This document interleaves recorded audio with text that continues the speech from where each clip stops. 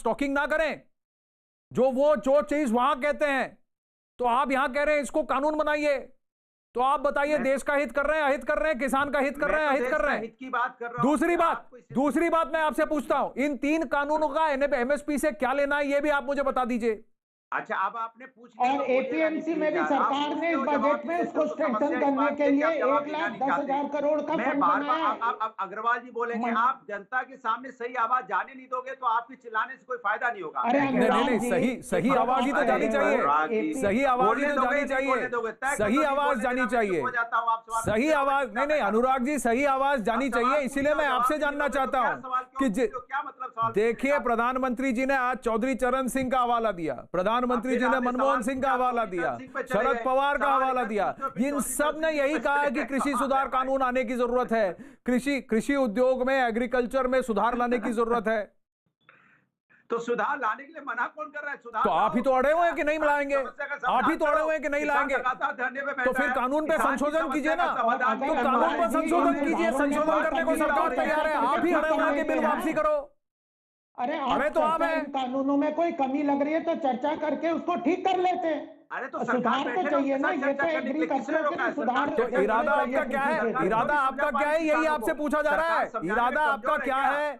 इरादा आपका आंदोलन जीवियों के साथ खड़े होना है या श्रम जीवियों के साथ उनके हित में काम करना है? यही तो सवाल मैं आपसे पूछ रहा हूँ, यही तो सवाल मैं आपसे पूछ रहा हूँ कि जिस चौधरी चरण सिंह ने कहा कि कृषि सुधार होने चाहिए, ये भी सदन में प्रधानमंत्री मोदी ने कहा। उन्होंने कहा कि किसानों के आंदोलन की चर्चा हुई, लेकिन इसकी वजह पर किसी ने कुछ नहीं कहा। हर बार कहा गया काला कानून है, क्यों है ये तो बता दो। नरेंद्र तोमर से लेकर प्रधानमंत्री नरेंद्र मोदी, पीयूष गोयल, हर कोई यही पूछ रहा, अरे बता तो दो क्लॉज बाय क्लॉज, आपको तकलीफ कहां है? नहीं तकलीफ है।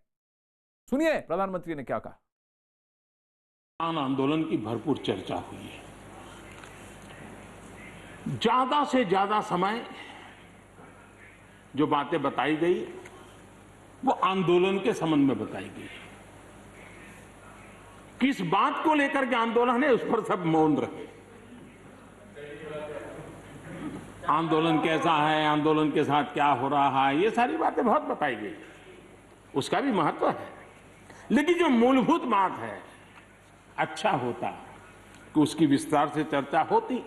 वैसे हमारे माननीय कृषि मंत्री जी ने बहुत ही अच्छे ढंग से कुछ सवाल भी पूछे हैं, उन सवालों के जवाब तो नहीं मिलेंगे मुझे खातरी है, लेकिन उन्होंने बहुत ही अच्छे ढंग से इस विषय की इस सदन में चर्चा की है। विक्रांत बताइए, आप तो सारी मीटिंगों में थे, 12 से ज्यादा संशोधन करने को तैयार है सरकार, ये अड़े हुए हैं बिल वापस करो, हमसे पूछे बिना पास कैसे किया। सदन में इनके 33 से ज्यादा एमपी मौजूद नहीं थे जब वोट पे गया था राज्यसभा में, ये भी आंकड़े सामने निकल के आए हैं। ये खुद गायब थे जब इस पर वोटिंग हुई सदन में, 4 घंटे चर्चा हुई, उस वक्त कुछ नहीं किया गया।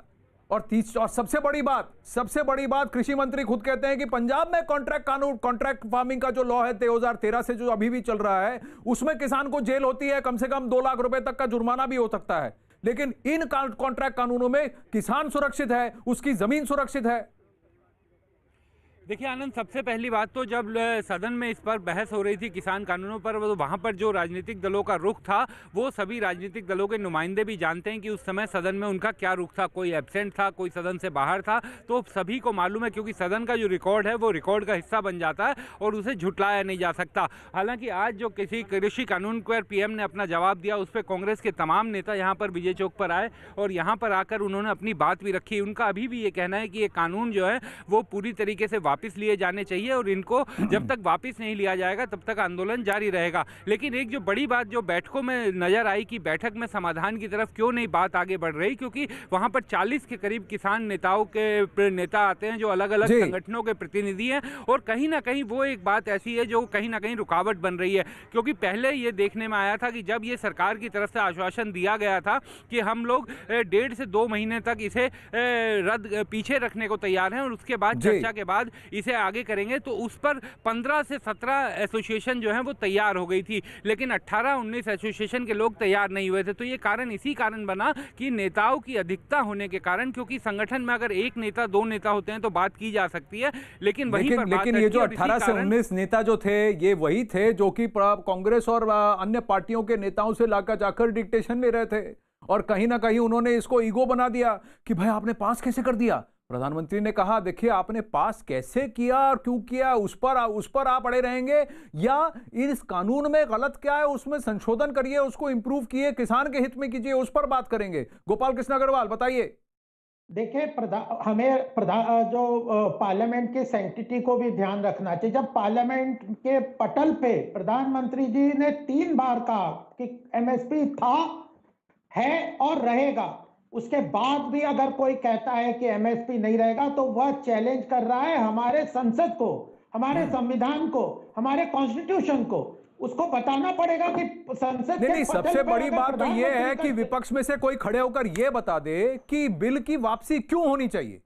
अगर वो ये बहाना देते हैं कि देखिए आपने वोट पे पास किया, आपने डिस्कशन नहीं किया, आपने राज्यसभा में वॉइस वोट किया, डिवीजन नहीं किया, तो फिर ये सही बात नहीं हो सकती, क्योंकि आपको कानून में गलत क्या है ये बताना है। प्रक्रिया पे आप अगर आक्षेप जता रहे हैं तो आप ये बताइए कि आपके सदन में 33 से ज्यादा एमपी क्यों मौजूद नहीं थे जब वोटिंग हो रही थी? 4 घंटे का डिस्कशन हुआ था कि नहीं हुआ था, ये आप कैसे भूल गए? मनमोहन सिंह जी ने कहा यह करना जरूरी है, प्रधानमंत्री ने कहा आज मैंने कर लिया, आप मुझे गालियां दे दीजिए, वाह वाह